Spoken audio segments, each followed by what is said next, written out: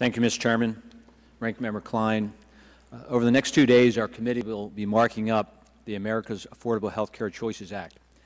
As we consider health care reform, let me begin by stating that I believe that most, if not all of us, readily agree that reining in health care costs and expanding access to the health care system for all Americans must be top considerations when discussing any proposed reforms.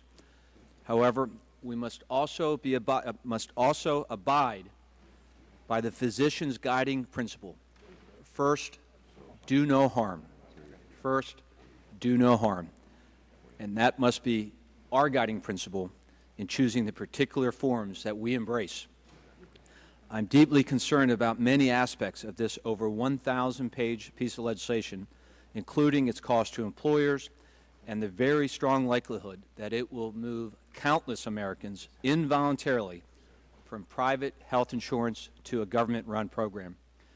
There are a number of amendments expected to be offered by my colleagues on this committee that aim to protect aspects of our current health care system that are working for many, many Americans.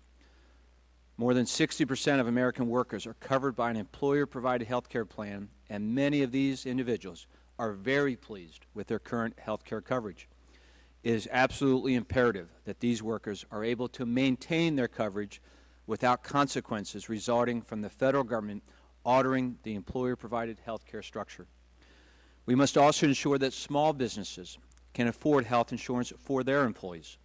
Currently, approximately 23 million of the uninsured in America work for firms having fewer than 100 employees.